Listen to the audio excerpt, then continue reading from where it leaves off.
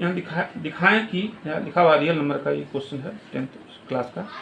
So that दिखाएं कि positive odd integer जो होता है is of the form 4m+1 4m+3 form का होता है।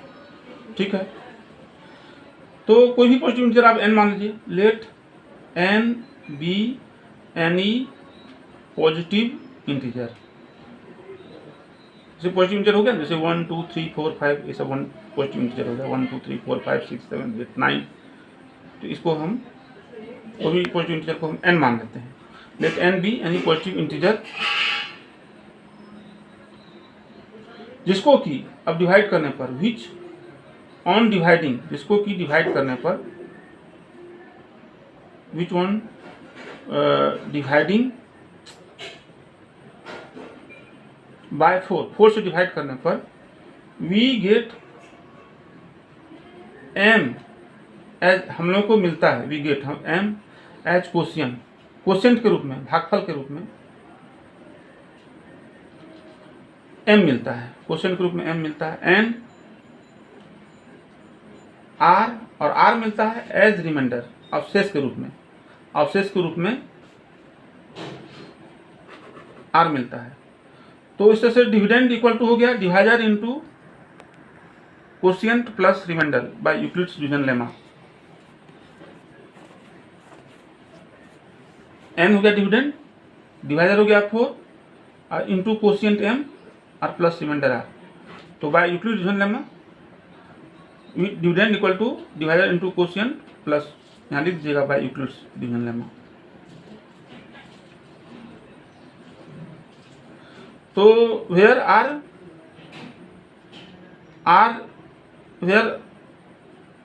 का वैल्यू कितना हो जाएगा, 0 less than equal to r less than 4, यानी कि r का वैल्यू 0 से लेकर के 4 से कम। किसी भी नंबर को अगर आप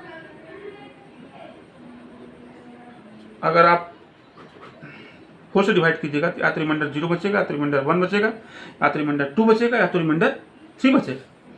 जैसे आप 12 को डिवाइड कीजिएगा तो रिमाइंडर 0, 13 को डिवाइड कीजिएगा तो रिमाइंडर 1, 14 को डिवाइड किया 2, 15 को डिवाइड किया 3, रिमाइंडर 3 बचेगा, 16 को डिवाइड किया तो रिमाइंडर 0 बचेगा। फिर उसी तरह से चलते रहेगा सिलसिला ये।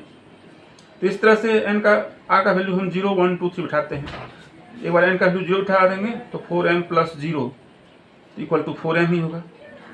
फिर दूसरा हम बैठा देंगे 1, तो 4m+1 r की जगह, फिर उठा दिए हम m r की जगह 2 उठा देंगे तो 4m+2, फिर r की जगह 3 उठा देंगे तो 4m+3।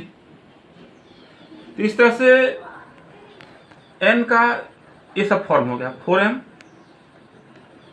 4m+1 form, 4m+2 form, यानी कि 4m+3 फॉर्म। मतलब कोई भी पॉजिटिव इंटीजर जो है या 4m फॉर्म का होता है, मतलब बहुत सारे इंटीजर जिसको कि 4 से डिवाइड करने पर कुछ रिमाइंडर बचेगा ही नहीं। बहुत सारा इंटीजर ऐसा होता है जिसको कि 4 से डिवाइड करने पर रिमाइंडर 1 बचेगा। बहुत सारा इंटीजर ऐसा होता है जिसको कि 4 से डिवाइड करने पर रिमाइंडर 2 बचेगा। तो ये सब जो है सो पॉजिटिव इंटीजर का फॉर्म हो गया। 4 को डिवाइजर लेते हुए n का मतलब पॉजिटिव इंटीजर का ये सब फॉर्म हो गया। तो अब देखिए ये जो है आपका 2 से मल्टीप्लाई होता है, इसको हम लिख सकते हैं 2 इंटू 2m लिख सकते हैं, इसको 2 से मल्टीप्लाई होता है। इसको देखिए ये भी 2 से मल्टीप्लाइड है, 2 कॉमन लीजिएगा तो यहाँ पर 2m बचेगा और +1। तो इस तरह से ये दोनों नंबर 2 से मल्टीप्लाइड होता है। तो जब कोई भी नंबर 2 से मल्टीप्लाइड हो तो इवन नंबर होता है, क्योंकि कोई भी नंबर को आप 2 से मल्टीप्लाई कीजिएगा, 2 से 14, जैसे 7 यहाँ ऑड नंबर है, इसको 2 से मल्टीप्लाई कर दिए तो ये इवन नंबर में कन्वर्ट हो गया। किसी भी नंबर को अगर आप 2 से मल्टीप्लाई कीजिएगा तो वो इवन नंबर में कन्वर्ट हो जाता है। तो ये सब दोनों नंबर 2 से मल्टीप्लाइड है, तो इवन नंबर है। तो अब बचा मेरे पास कौन, 4m+1 और 4m+3। इसको देखिए 2 के मल्टीपल्स के रूप में हम एक्सप्रेस नहीं कर सकते हैं,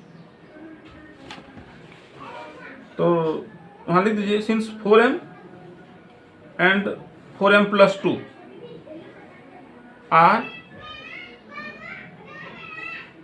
are multiples of 2,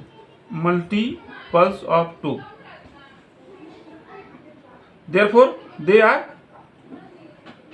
even integer, therefore they are even integer. तो बाकी बचा जो है therefore remaining 4m+1 and 4m+3, remaining जो शेष बचा मेरा 4m+1 और 4m+3 are positive odd integer. Therefore 4m+1 and 4m+3 are positive integer।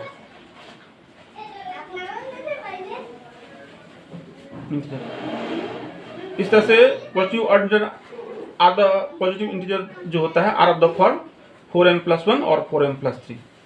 Positive integer जो है सो 4m+1 और 4m+3 फॉर्म का होता है। प्रूव्ड।